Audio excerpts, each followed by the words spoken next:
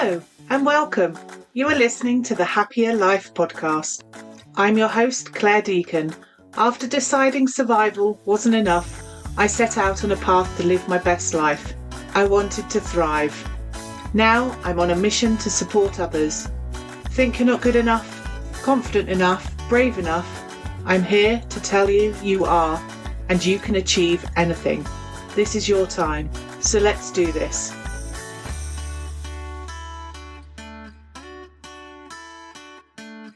Welcome to the Happier Life podcast. I'm Clare Deacon, trauma-informed therapist, positive psychology coach, and someone who has lived with the low hum of self-doubt for longer than I care to admit. If you're new here, I'm so glad you found us. And if you've been walking this path with me for a while, then you already know this podcast isn't about surface level affirmations or fake it till you make it nonsense. We go deeper than that because real confidence, the kind that sticks, isn't about performing, it's about remembering, reclaiming, coming back to who you were before the world told you to doubt it. And that's what today's episode is all about, the journey from self-doubt to self-belief. This isn't one of those just believe in yourself pep talks. If you're here, you've probably tried that. You've read the books, saved the Instagram quotes, maybe even said the affirmations and still felt that sharp tug of, but what if I'm not enough? This episode is a conversation, not a lecture. It's for those who are tired of performing confidence, terrified to let their guard down. It's for those who are navigating life with a stronger exterior and a nervous system quietly bracing for the next hit of not good enough. So, whether you are walking, working, folding laundry, sitting in the car for a moment's silence, let's explore this together. Not just what confidence is, how we rebuild it. Especially when life and trauma have made you question your worth at the deepest of levels. That's where most people skip over, but it's a place where we're going to start. So why do we actually doubt ourselves in the first place? Self-doubt isn't just a mindset problem. It's just not about having a lack of positive thinking. It's often rooted in our survival mechanisms, specifically in the nervous system. Because learning that safety lies in the silence, in pleasing, in being good rather than being real. So maybe you were raised in an environment where it wasn't safe to have big feelings. Maybe love was conditional on behavior or achievement or not making waves, of being compliant. Or maybe you were celebrated for being capable, for selfless. And over time, those things become the roles that you hold on to. They're the things that you know how to play, you become an expert in. But here you are, grown, capable, outwardly functioning, but inwardly still filtering everything you say, doubting your intuition, fearing that if you speak too loudly or you need too much, you'll be judged or even worse, abandoned. We think that the doubt is ours, that it's some kind of flaw in our character, but actually self-doubt isn't random, it's learned. But here's the good news. Anything that is learned can be unlearned. It isn't always loud either. It doesn't always scream, you're not good enough. Sometimes it's just a whisper. Things like, well, you better double check that you're right, or really, are you sure? It can be sneaky and it's exhausting.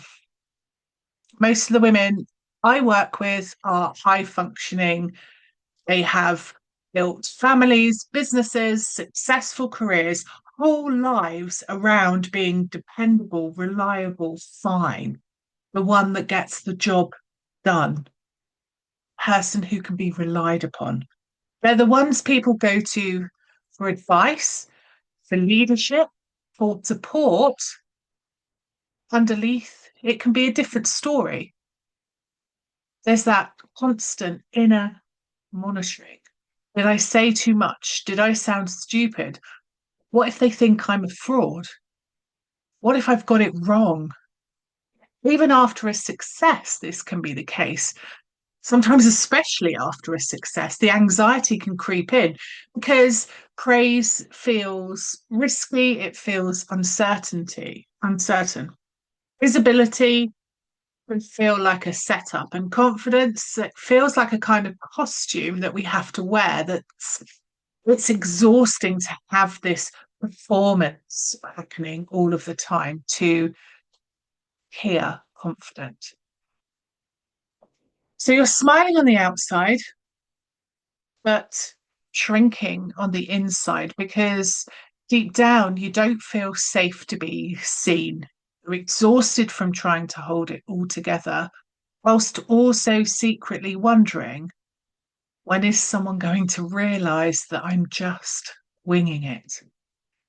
And until your body feels safe, true confidence can't take root because confidence isn't about how loud your voice is, it's about how anchored it feels when you speak.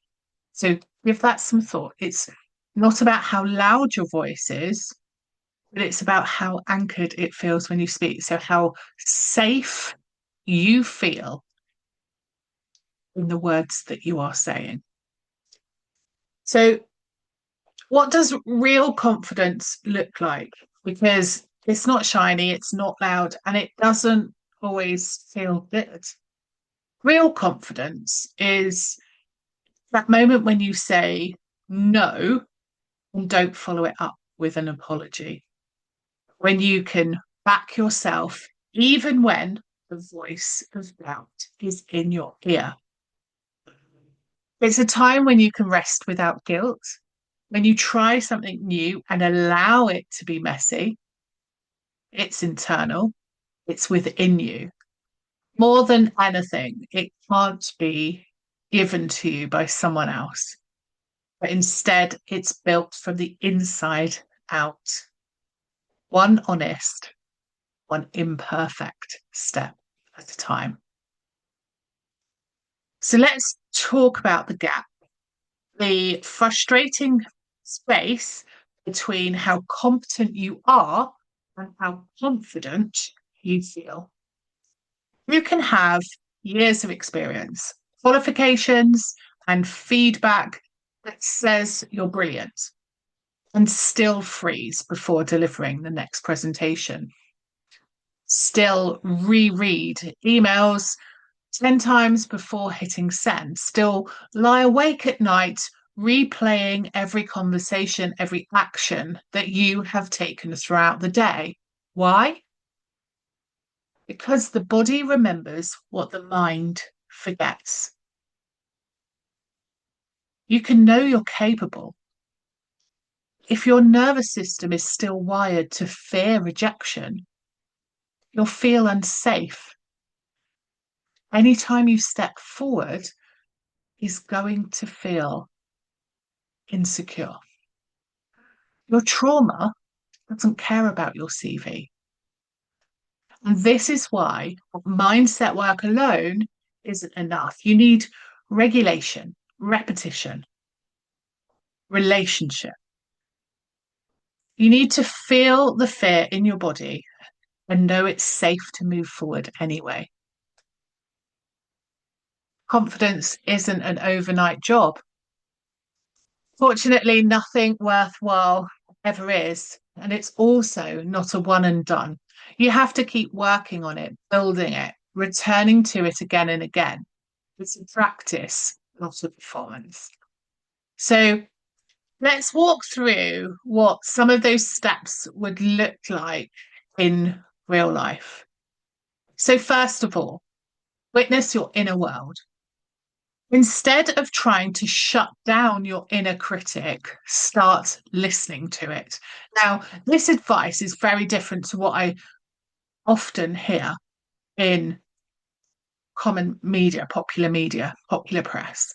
And that's where closing down, shutting down these mind monkeys, all of this stuff. But the difficulty with that is you're not hearing what your body, your nervous system is trying to tell you. Doesn't mean it's right, but it's about hearing what it's trying to tell you. So start listening to it gently, get curious. Whose voice does it sound like? When did you first start hearing what it's saying? When did this start happening? Maybe it sounds like a parent, perhaps it's a teacher, a partner, maybe it's someone you used to work with or you still do, someone who once had the power over you to influence how you felt about your worth. Give that voice a name if it helps. For example, some clients will call theirs the doubter or the worrier. And by doing this, you're creating a distance between that voice and you. Creating it is about recognizing that that voice isn't you. It's a strategy, it's a survival voice. Next, it's time to collect some real data. So, self doubt feeds on vague feelings, but confidence grows in facts. So, one option here is to start a self trust journey. Each evening, jot down one thing you did that required courage. Perhaps you spoke your truth in a meeting. Maybe you asked for help, left a conversation that didn't feel right. It's a moment where you have stepped into your power and you have taken an action, or maybe for some, it's not acting, it's not reacting, and you have stood in the moment. These things might not also be newsworthy. They may not be that you conquered the world. They may be that you made a phone call that was difficult, answered an email that you weren't looking forward to, having to say no to somebody. It's in the smallest of tasks that sometimes the biggest growth can start to build. These moments that you recognize in that self journal, they will become your evidence. And your body, your central nervous system will learn from that repetition that it is safe to move forward and safe to build. So, third, move before you're ready. So, waiting for confidence before you act is like waiting for calm in the middle of a storm. Instead, identify the next smallest action you can take.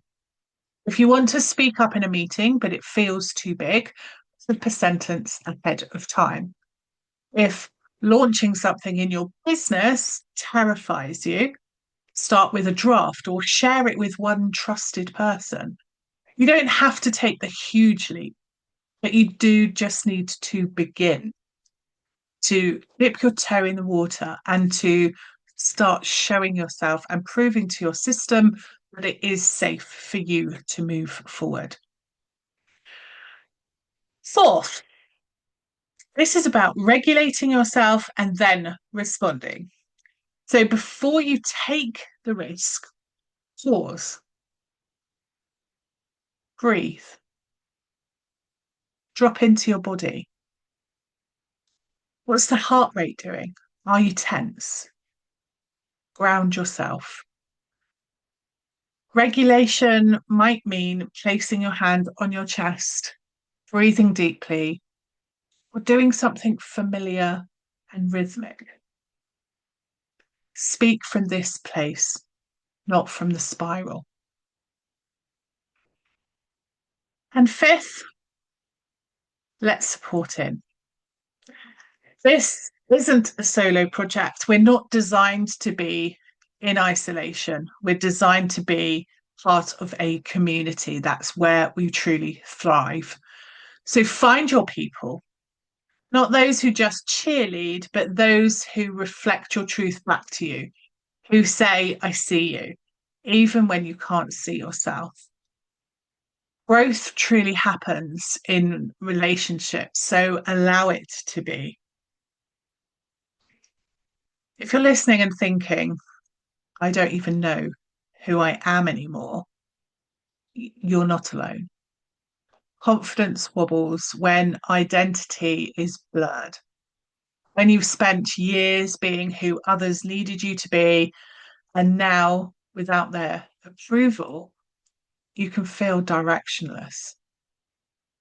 This is something that often happens in midlife when kids are older, the career isn't as fulfilling, or relationships have shifted. It's not a crisis, it's a call to come back to yourself. This is where confidence begins, not in doing more, but in being more honest. So, what's the truth behind confidence? It's not a trait, it's a practice. It's not about being fearless, it's about moving forward with that fear. It's not about becoming someone new, it's actually about coming back to who you were before the doubt took hold. And if you're ready to rebuild that slowly, gently, and honestly, I'm here to support you. You're always welcome to book a chat with me. There's no scripts, no pressure. It's just a space for you to explain what your needs are, where you are, and how I can support you. So until next time, trust your steps, even the shaky ones, especially the shaky ones, because that's where confidence is born, not in perfection, but in presence. Until next time, take care of you.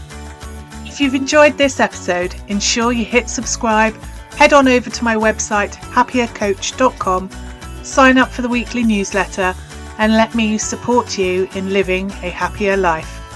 I'm your host, Clare Deacon. Thank you for listening. Have a fabulous day.